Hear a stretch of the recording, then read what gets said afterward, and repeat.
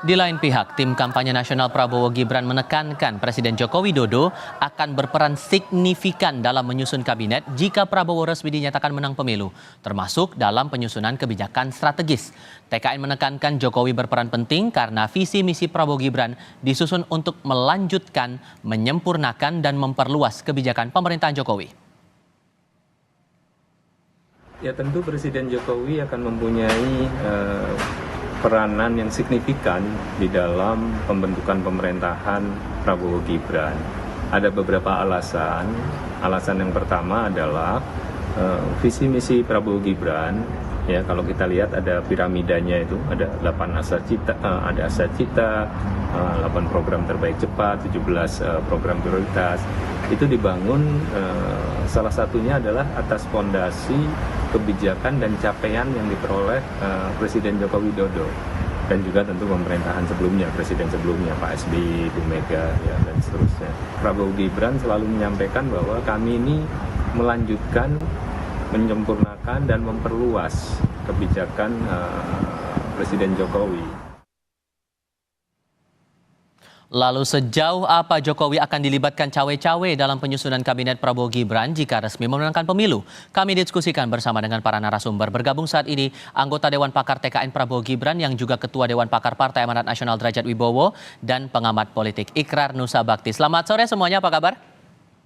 Selamat sore, Bung Ipal. Ya, terima kasih semuanya sudah bergabung bersama kami. Pak Derajat, berperan signifikan posisi Pak Prabowo, posisi Pak Jokowi ini untuk membantu penyusunan kabinet Prabowo Gibran. Sesignifikan apa sebetulnya dan sampai sejauh mana peran Pak Jokowi ini? Apakah hanya di masa transisi saja? Saya rasa tidak ya. Jadi seperti yang saya sampaikan bahwa kita melanjutkan di piramida itu fondasi dari capaian Pak Jokowi, kemudian kami juga akan melanjutkan IKN, melanjutkan hilirisasi dan sebagainya ya. Kemudian juga kita tahu Pak Jokowi popularitasnya sangat tinggi, approval ratingnya juga sangat tinggi, dan juga saya rasa semua pihak juga mengakui popularitas beliau itu sangat membantu di dalam kemenangan Prabowo Gibran, paling tidak sebagaimana yang disampaikan oleh teman-teman di Quick Count ya. Jadi dengan peran yang sebegitu besar dan apalagi Mas Gibran juga menjadi wapresnya, ya saya rasa wajar kalau beliau mempunyai peranan yang signifikan nanti di dalam pembentukan pemerintahan maupun kebijakan yang akan datang. Sampai menentukan nama dan juga nomenklatur kementerian kah? Nah, itu saya buka kantong terlalu banyak. Tapi berarti signifikannya sampai ke sana atau gimana, Pak?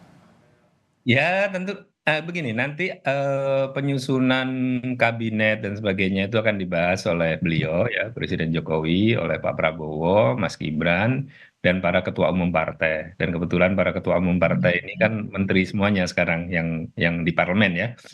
Mas Erlangga, Pak Prabowo juga, Bang Zul, kemudian Mas AHY. Nah, kemudian partai yang non parlemen ya,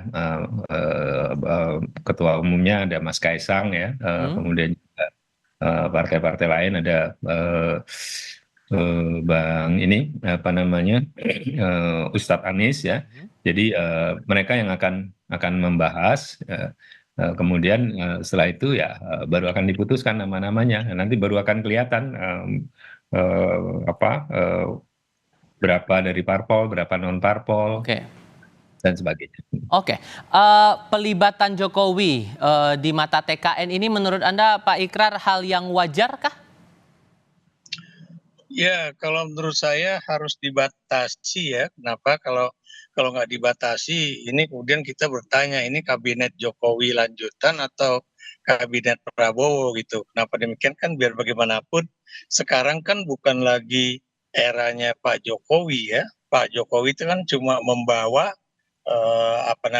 pasangan Prabowo Gibran itu memenangi pemilu presiden 2024 ini. Kenapa demikian? Sebab kalau misalnya Pak Jokowi masih diberikan kesempatan untuk itu, ya itu kemudian orang juga akan bertanya-tanya, ini berarti masih kelanjutan dari pemerintahan Jokowi kah? Atau kemudian Pak Jokowi itu masih lagi diberikan kekuasaan yang boleh dikatakan seharusnya sudah tidak boleh berkuasa lagi gitu kan. Jadi ini menjadi suatu tanda tanya besar buat masyarakat. Dan kemudian juga harusnya Pak Prabowo kenapa harus memegang independensi dalam hal ini, karena biar bagaimanapun kabinet ini adalah kabinet dia, bukan Hmm. kabinet Jokowi. Hmm. Jadi inilah yang kemudian menjadi suatu persoalan ya. Ini Hmm. berarti ini yang namanya Jokowi itu masih prolong his power in the government gitu kan. Jadi kan Tapi kalau Anda suatu hal yang melihatnya dari awal saja pembentukan nama, saran-saran pembentukan kabinet saja sudah melibatkan Pak Jokowi, nanti saat pemerintahan berjalan apakah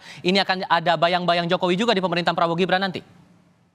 yang jelas menurut saya ya dalam masa bulan madu sih mungkin mungkin saja akan ada apa istilahnya itu bayang-bayang Jokowi di situ. Tapi biar bagaimanapun yang namanya seorang presiden tentunya dia tidak ingin diintervensi oleh kekuasaan manapun ya, terlepas dari Jokowi itu adalah presiden apa istilahnya itu eh, sebelumnya gitu kan. Jadi ini yang harus kita lihat ya. Saya beri contoh misalnya, apakah kemudian Pak SBY juga ikut campur di dalam urusan pemerintahan setelah dia turun dari jabatan presiden? Saya pikir enggak ya. Hmm. Atau kemudian juga ya Pak JK juga kemudian begitu dia turun jadi wakil presiden, dia tidak pernah berusaha untuk kemudian juga membayang-bayangi misalnya apa yang harus dilakukan oleh Pak wakil presiden sekarang begitu kan. Jadi ini harusnya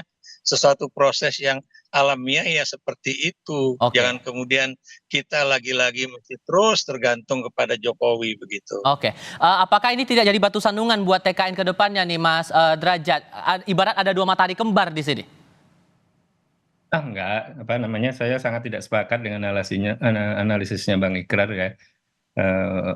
Kalau membandingkan dengan Pak SBY kan tidak berada di tim pemenangan Pak Jokowi di 2014, ya kan? Kemudian juga membandingkan dengan Pak JK kan bukan presiden ya. Kemudian kalau kita lihat ya Bu Mega masih punya peranan dan masih sangat dihormati di dalam pemerintahan Pak Jokowi. Beliau presiden malah ada selang Pak SBY 2 periode, tapi beliau punya peranan di dalam mengusulkan menteri dari PDIP begitu ya. Hmm. Jadi saya rasa itu wajar saja di dalam realitas politik Indonesia. Dan kalau ada kekhawatiran matahari kembar, tidaklah, karena Pak Jokowi orang yang sangat tahu mengenai ketatanegaraan ya. Jadi ketika Pak Prabowo sudah dilantik ya otomatis tongkat komando udah beralih ke Pak Prabowo, jadi mataharinya ya Pak Prabowo gitu ya, dibantu oleh Mas Gibran. Bahwa kemudian nanti Pak Prabowo minta saran kepada Pak Jokowi atau apa, itu saya rasa wajar-wajar saja. Jadi tidak khawatir bahwa ada dua kingmaker dalam satu kubu begitu Mas? Enggak, saya nggak ada kekhawatiran. Beliau peranannya itu tentu di awal dalam pembentukan pemerintahan awal pasti akan diminta pandangan. Kemudian juga setelah itu ketika pemerintahan berjalan ya beliau akan lebih banyak memberikan Oke. sehat atau saran. Jadi tidak akan cawe-cawe misalkan bilang Pak Prabowo Anda begini-begini ya. Enggak, Pak Prabowo bukan menterinya lagi. Jadi Oke. saya rasa sih itu kekhawatiran yang berlebihan, dan kami yang real di dunia politik yang betul-betul terjun, betul-betul sehari-hari berhubungan, berkomunikasi, berdiskusi dengan beliau-beliau itu, kita nggak melihat ada masalah ke sana. Oke, termasuk untuk kondisinya sekarang. Kita bicara keadaan sekarang, apakah pembahasan itu sudah berjalan untuk pemerintahan ke depannya, kabinetnya apa-apa saja dan penyusunan timnya bagaimana begitu? Belum. Jadi seperti yang sudah saya jawab di berbagai tempat, belum ada sama sekali. Jadi kalau ada bocoran-bocoran kabinet itu udahlah news value-nya zero itu ya. Jangan dianggap gitu ya. Oke. Kan belum ada para ketum parpol itu sekarang masih sibuk menjaga suara dan kursi di pileg masing-masing. Oke. Saya sendiri sekarang setelah selesai Pilpres, saya ditugaskan ketum saya, Bang Zul, itu ada beberapa dapil yang harus saya bantu gitu ya untuk jaga supaya suara PAN tidak terganggu begitu ya. Jadi kami masih fokus untuk menjaga kursi masing-masing Oke. sampai selesai pileg gitu. Termasuk juga kalau kita lihat keadaannya sekarang kan Pak Ahaye udah dapat posisi nih sebagai Menteri ATR BPN begitu. Apakah ini bisa dikatakan dan sudah lapor Prabowo dapat endorsement dari Pak Prabowo pula begitu kan? Apakah ini bisa dinyatakan untuk mengunci nih posisi kementerian untuk kedepannya begitu? Enggak, kan nanti apa namanya kan ada pembicaraan lanjutan. Nah, tentu di dalam pembicaraan lanjutan ketika melibatkan Demokrat tentu akan Pak Prabowo, Mas Gibran akan berkonsultasi juga dengan Pak SBY tentu. Jadi nggak mungkin misalkan Pak Prabowo dan Mas Gibran mengambil dari Demokrat orang yang tidak di approve oleh Pak SBY atau Mas AHY kan. Jadi saya rasa tidak ada yang istilahnya apa kunci itu, tapi memang komitmen ke Demokrat ini kan sudah agak lama sebenarnya ya untuk Demokrat gabung. Tapi kan sama seperti PAN komitmennya sudah agak lama, tapi realisasi untuk kemudian Bang Zul menjadi Menteri Perdagangan itu kan ada tenggat waktu. Oke. Jadi saya sih melihatnya proses yang relatif normal di dalam politik Indonesia begitu. Oke, terakhir Pak Ikrar, Anda melihat ini bakal muncul friksi tidak kalau perjalanan ini akan berterusan begitu? Ya, saya pikir ini tidak akan berkepanjangan ya. Saya ingin menanggapi teman saya dulu ya, Mas Derajat ya. Jadi kalau Megawati dengan Pak Jokowi itu kan karena memang Jokowi kan diajukan oleh PDIP dan Mega juga tidak pernah intervensi, itu semuanya tergantung kepada Presiden Jokowi pada saat itu ya. Cuma kan Mega hanya misalnya mengajukan nama-nama dari partainya gitu kan. Jadi bukan dari partai yang lain. Tapi sekarang kan Anda tahu Jokowi itu tidak punya partai gitu kan, atau belum punya partai walaupun selalu dikatakan katanya PSI itu partainya Jokowi ya. Nah, kemudian yang kita juga ingatkan di sini bahwa yang jelas itu yang namanya penentuan menteri itu adalah hak prerogatif presiden ya. Jadi itu yang harus kita lihat ya. Maksud saya di sini adalah agar Pak Prabowo itu benar-benar memegang kekuasaan ya, atau memegang otoritas penuh di dalam penentuan siapa yang akan masuk kabinet ya. Kalau sekedar bertanya boleh, tapi kalau kemudian sampai menentukan siapa posisi di mana, itu buat saya ini akan menimbulkan suatu persoalan di kemudian hari begitu. Baik, Pak Ikrar Nusa Bakti, terima kasih. Mas Derajat Wibowo juga terima kasih sudah hadir berdiskusi bersama kami kali ini. Sehat selalu semuanya. Selamat sore.